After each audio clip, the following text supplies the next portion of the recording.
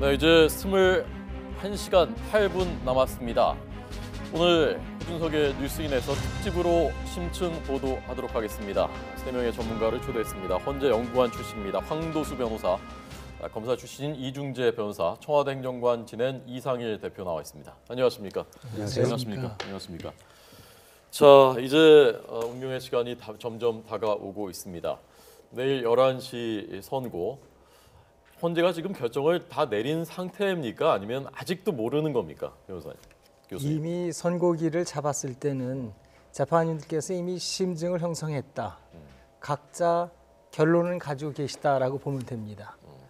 그리고 이미 결정문을 보고 선고하도록 정본을 가지고 선고하도록 돼 있기 때문에 네. 결정문까지 준비가 돼 있다 이렇게 보시면 됩니다.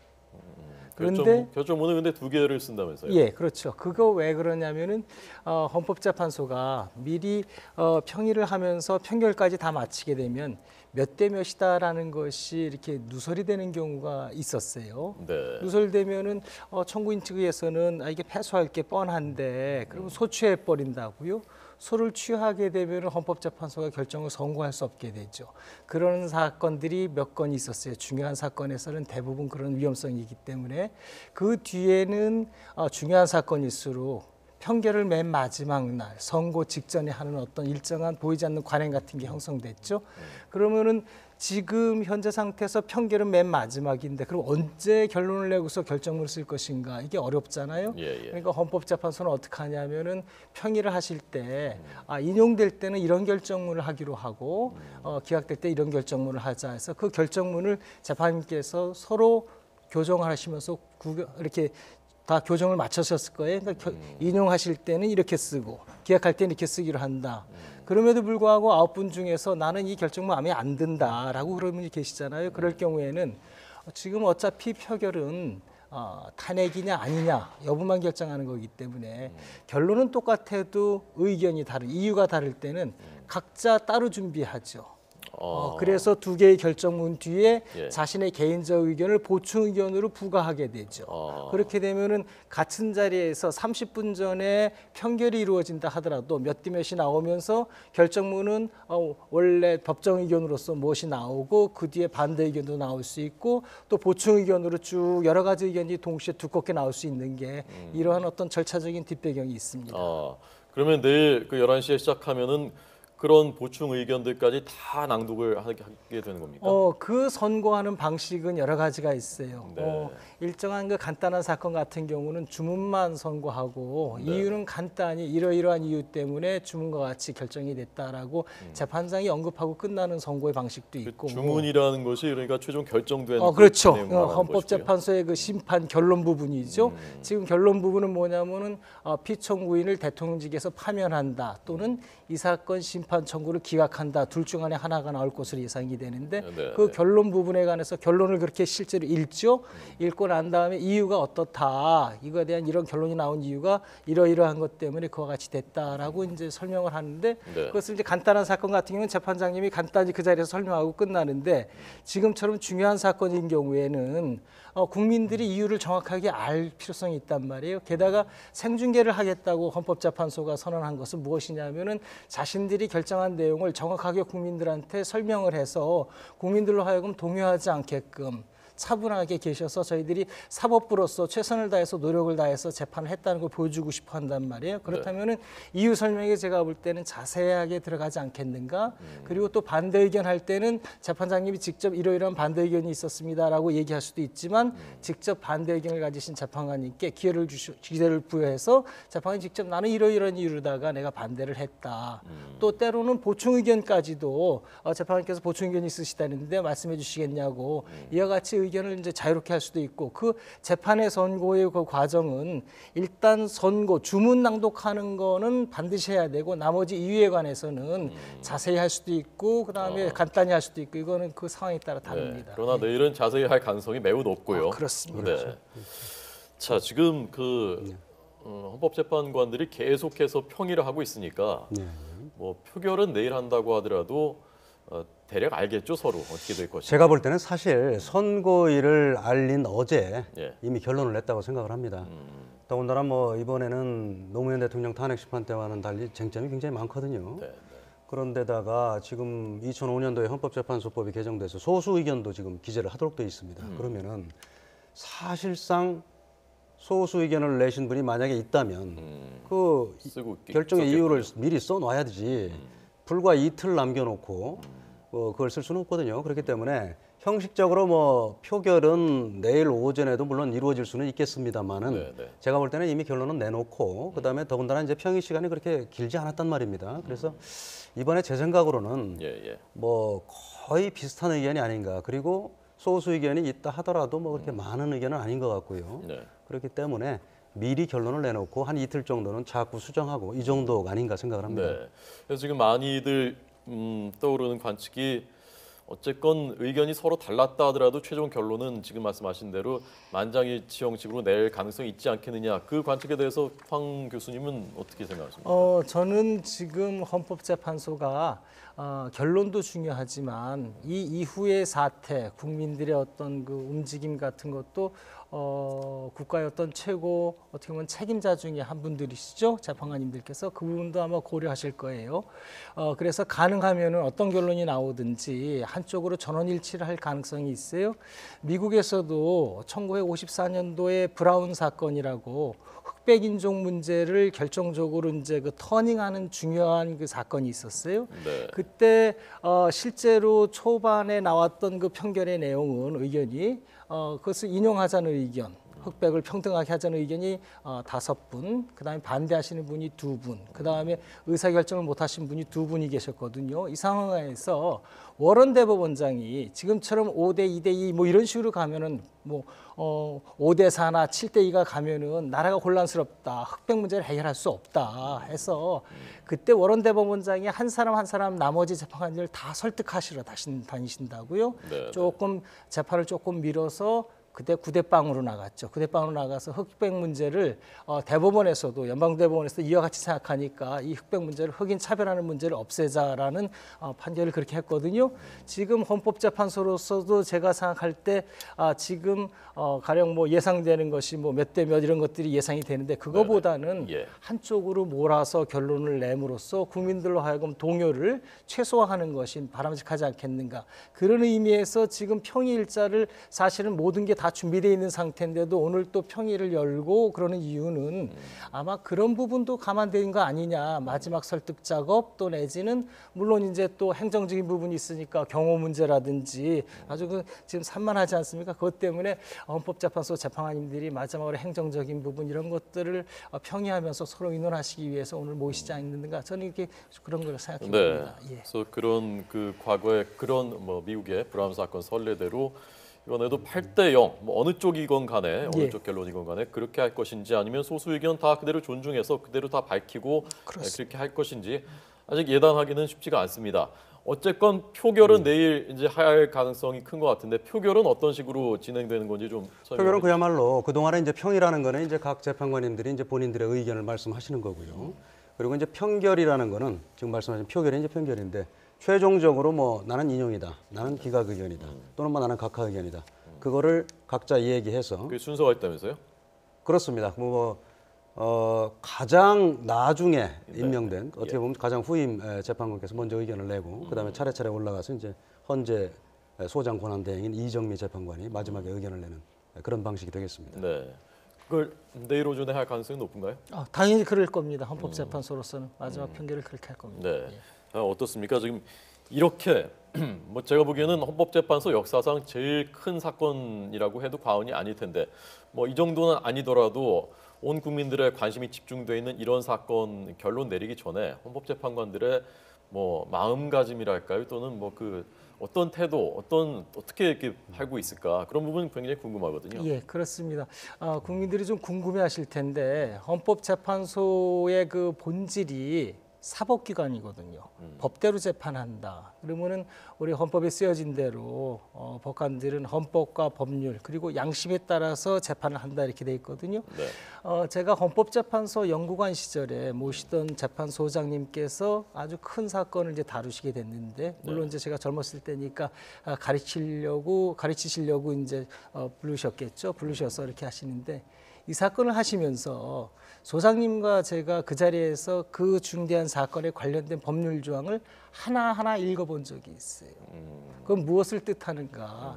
좌고우면하지 않고 나는 법대로 한다. 이미 그분은 벌써 법조 생활을 30년, 40년 하신 분이시니까 예, 예. 법조문에서는 거의 달통하고 계신 분이셨는데도 불구하고 젊은 연구관을 불러서 같이 조문을 하나하나 문구를 읽으시면서 가르치신 거죠. 이 문구 읽는 과정에서 뻔한 건데도 다시 한번 조문을 읽는 과정에서 예. 새로 발견하게 되는 거죠. 아, 내가 여기서 어떻게 해야 되겠다 하면서 처음에 사건이 들어와서부터 마지막 결론에 이르기까지 조문을 소장님과 같이 한번 제가 쭉 읽은 기억이 있어요. 그때 크게 배웠죠. 아, 사법관, 법관으로서의 법을 다루는 사람으로서 해야 될 일이 무엇인가, 법대로 해야 되는구나라는 걸 크게 배운 적이 있습니다. 네. 맞습니다. 제가 좀 부연 설명을 드리면은 황 교수님 의견에 전적으로 동의하고요.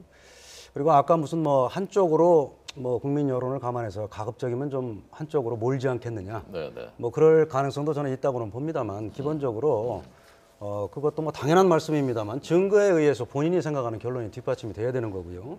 그리고 가장 중요한 거는 제가 반복해서 말씀드립니다만은 모든 법관은 헌법재판소도 재판관들이죠. 헌법과 법률에 의거해서 양심에 따라 독립하여 심판한다. 네. 아마 어려운 사건일수록 이 원칙으로 돌아가서 재판할 거라고 저는 생각합니다. 예. 자, 한 가지만 또 황 교수님께 여쭤보고 지금 현재 분위기는 어떤지 현재 취재 기자를 저희가 연결하도록 하겠습니다.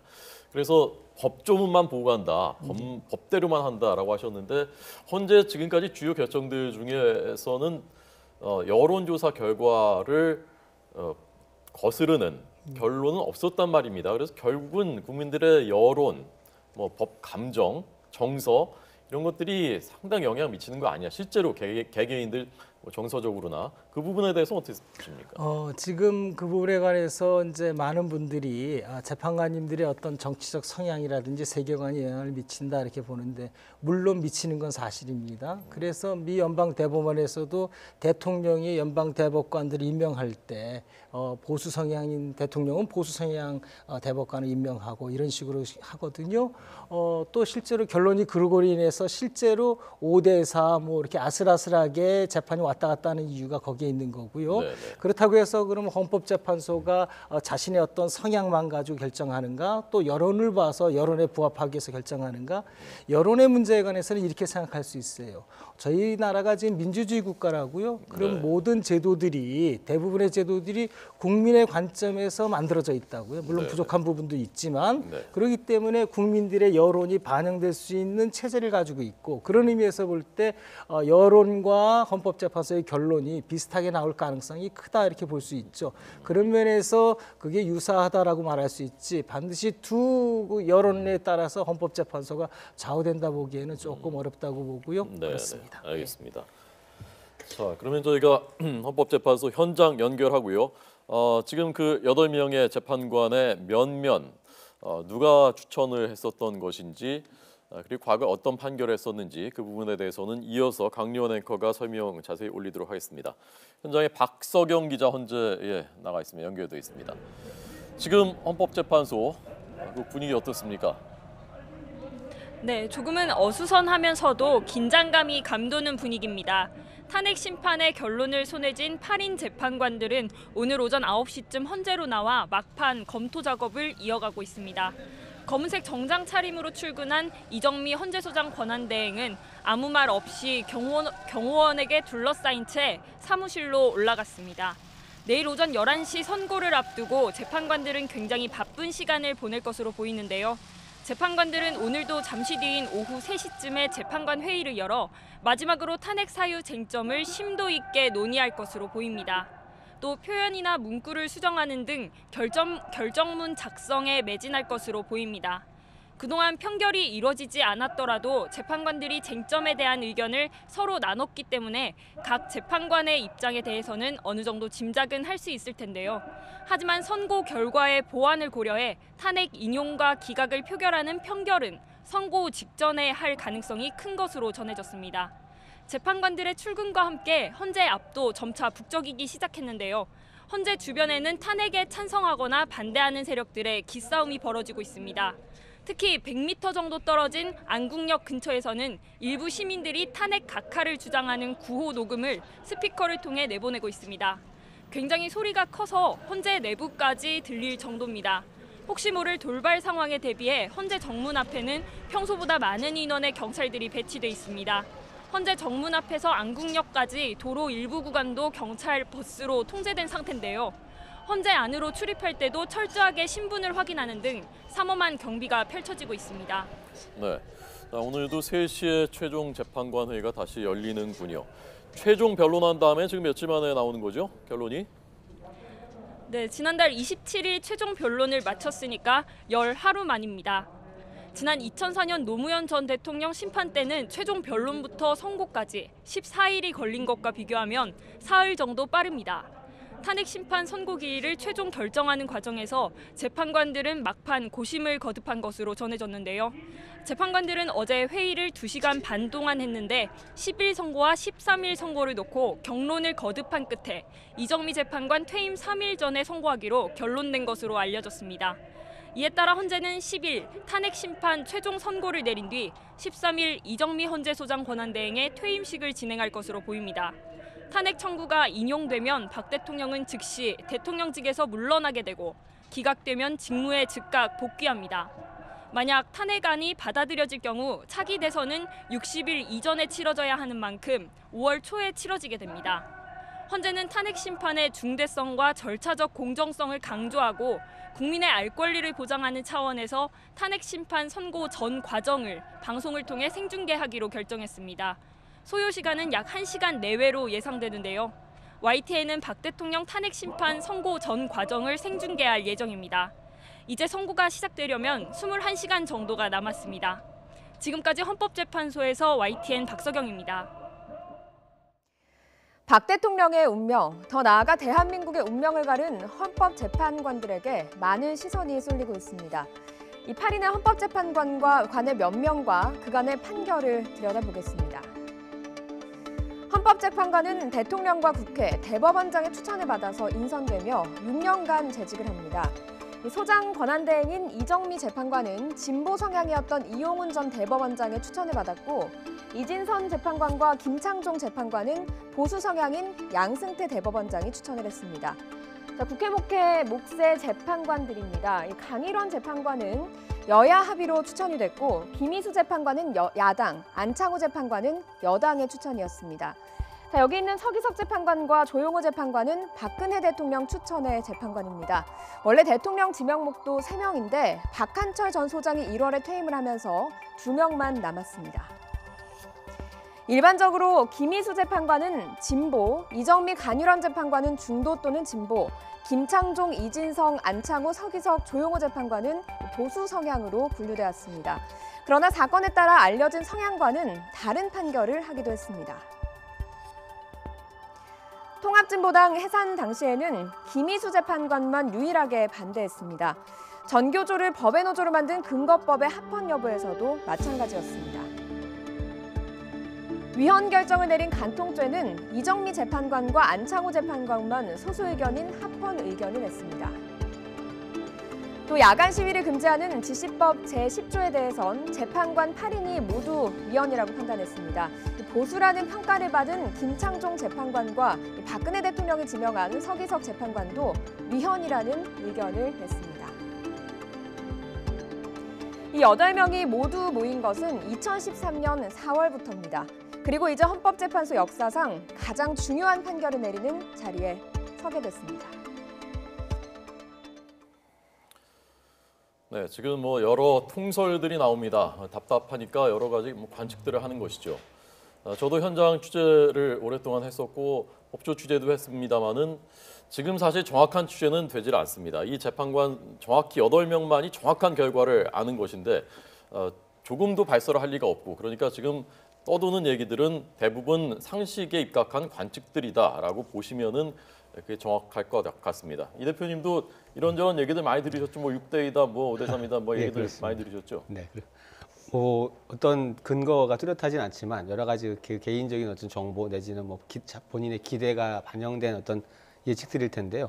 뭐 그 일반적으로 이제 얘기한 것처럼 인용될 거다 뭐 이런 관측들도 있습니다만 상대적으로 또 뭐 기각을 바라거나 내지는 각하 얘기를 하는 분들도 많이 봤습니다. 그래서 근데 이런 부분들이 뭐 명확한 어떤 근거가 갖고 나왔다고 보기는 어려운데요. 그러나 좀 최근에 그 이 탄핵 문제를 바라보는 어떤 시각 여론들이 객관적인 어떤 그 상황을 지켜보는 것보다는 정치적인 주장하고 결합이 많이 됐거든요. 그래서 뭐 탄핵 반대 혹은 탄핵 찬성하는 어떤 그 뭐 시위가 이렇게 충돌하기도 하고 그 속에서 또 정치적인 어떤 구호들이 같이 결합되면서 오히려 이런 어떤 공신력 있는 그런 그 정보나 이런 데 입각하지 않은 어떤 유언비어성 뉴스 그 뭐 가짜 뉴스라고 통칭되는데 이런 것들이 뭐 자꾸 유통이 되고 예를 들어서 뭐 전혀 확인되지 않는 뭐 탄핵 그 헌법재판관대 성향을 분류했었더니 몇 대 몇이라더라 이런 정보들이 마구 이렇게 유통되면서 개인적으로 확산되는데 이런 것들이 아마 어떤 사회적 신뢰를 많이 이렇게 허물어뜨리는 어떤 그런 위험 요인으로 작용할 수 있지 않나 이런 생각이 듭니다. 그래서 헌법재판소가 어떤 결론을 내리든 간에 이런 것들이 뭐 법치의 마지막 보루라고 하는 그런 어떤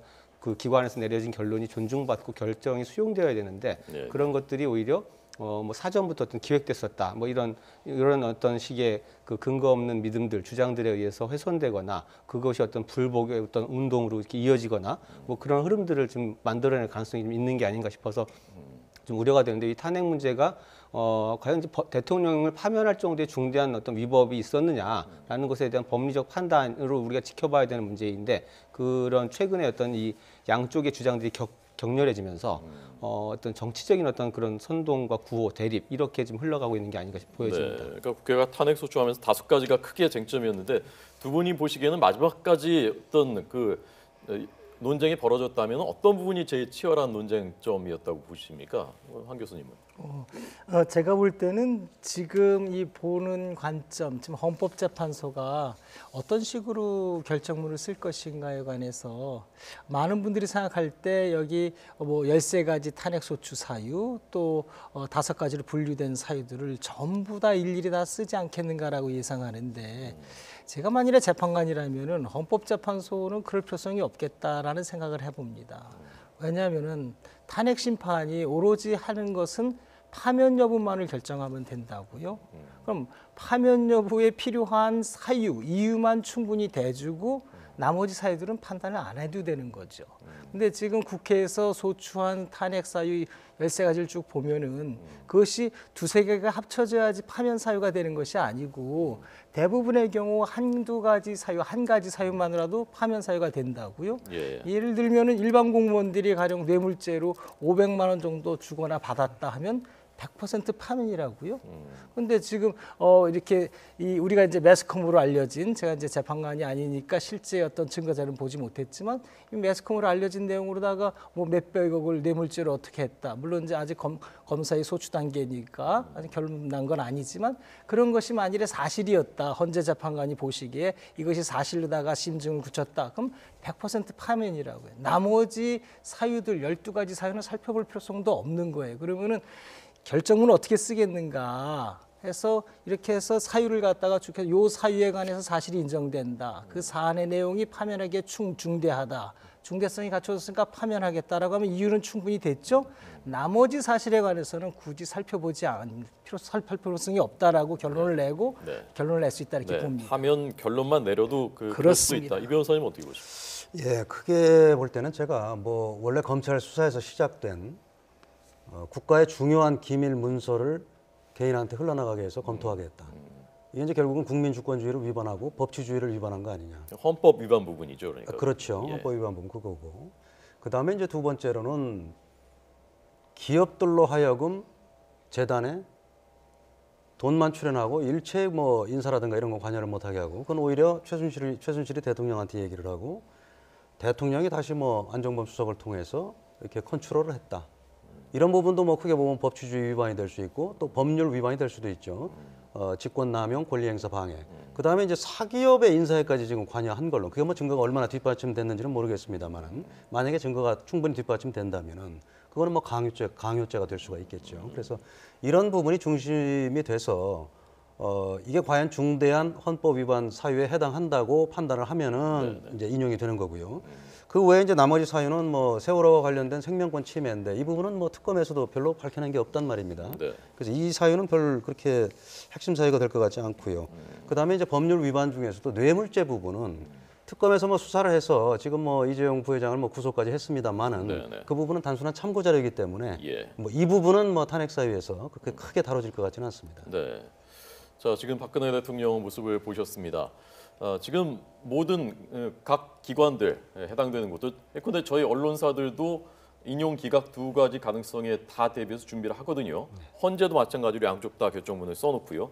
그러면 청와대도 박근혜 대통령 입장에서도 두 가지 가능성에 다 대비해서 실무적인 준비들은 하고 있겠죠. 어느 쪽이 되든 어쨌건 실행은 바로 옮겨야 되는 거니까요. 그렇죠. 뭐 어떤 결정이 된 순간에 그 결정에 따라서 뭐 대통령이 뭐 담화를 할 수도 있고 입장 표명을 할 수도 있을 것 같은데요. 그 결론을 지금 알 수 없기 때문에 뭐 두 가지 가능성이 다 대비를 하고 거기에 따라서 어떻게 입장을 낼 것인지 아마 이렇게 대비를 하고 있을 것으로 생각이 됩니다. 만약에 인용되면 그 다음 수순은 어떻게 되고 기각되면 그 다음엔 어떻게 되는 겁니까? 인용이 될 경우는 이제 사실상 바로 이제 헌법재판소의 결정은 일반 법에 대한 위헌 판결할 때 판결하는 순간에 효력이 발생한다고 되어 있으니까 네. 실질적으로 대통령이 이제 파면이 되는 거지 않습니까? 예, 그럼 예. 그 상황에서 어떤 대통령 이제 지금까지 권한은 이제 뭐 정지가 됐지만 직은 유지를 하고 있었는데 그 직 자체가 종료되는 거기 때문에 거기에 따라 자연신부로 돌아갈 수밖에 없고요. 바로 청와대를 바로 떠나게 되는 겁니다. 그렇게 된다고 봐야 되겠죠, 실질적으로. 그리고 그렇게 될 것이고, 뭐 그것이 반대 또 기각 또는 각하가 된다면 곧바로 직무에 복귀해서 다시 국정을 추스르는 모습으로 가야 될 텐데 그 두 가지 가능성에 둘 다 대비를 하고 있을 것으로 생각이 됩니다. 기각 각하되면 예컨대 뭐 성명을 발표한다거나 아니면 국민들한테 직접 어떤 메시지를 발표하거나 그럴 가능성이 있습니까? 충분히 그럴 수 있다고 봐야죠. 그동안에 그 상당한 국정 혼란 기간이 있었고 또 대통령 직무정지 상태가 있었기 때문에 기각 또는 각하 시에는 이제 국정에 복귀를 하면서 그동안의 상황에 대한 설명 그리고 앞으로 어떤 이제 지금 시급한 어떤 현안에 대한 그 어떤 식으로 추스러 갈 것인지 그리고 이런 것들에 대해서 간단한 입장 표명을 할 것으로 보여집니다. 네. 그 노무현 대통령도 전에 탄핵이 기각됐을 때 곧바로 이제 수석비서관에게 주재하면서 이렇게 입장을 밝히고 했었는데요. 예. 그런 두 가지 대비를 다 하고 있을 것으로 생각이 됩니다. 네. 만약에 직무에 복귀하게 된다면은 박근혜 대통령의 국정 방향이 어디부터 주안점을 두게 우선점을 두게 될 뭐 겁니까? 지금 그 동안도 이제 뭐 정부가 다 이렇게 스톱된 건 아니었죠. 이제 황교안 권한대행에서 그 국정이 유지가 되어 왔습니다만 최근에 그 아무래도 불거져 있는 그 외교 안보 문제들, 사드 배치 문제라든가 이런 부분들에 대해서 상당히 지금 중차대한 상황들이 벌어지고 있기 때문에 일단 안보와 관련된 행보들을 제 일성으로 챙기고 그 이후에 이제 여러 가지 경제 현안이라든지 이런 것들에 대해서 차근차근 챙겨가는 다시 이렇게 좀 추스러가는 그런 행보를 보일 것으로 예상이 됩니다. 네. 자, 그러면 청와대 취재하고 있는 김세호 기자를 연결해서 지금 청와대 상황, 분위기, 표정 알아보겠습니다. 김 기자 나오십시오. 네, 청와대 춘추관입니다. 네. 자, 이제 21시간이 채 남지 않았는데요. 청와대 지금 표정 어떻습니까?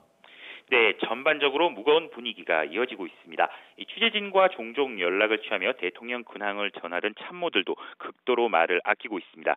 한 참모는 선고를 앞둔 상황에서 말 한마디 한마디가 상당히 조심스럽다며 일단 차분히 선고 결과를 지켜볼 생각이라고 말했습니다.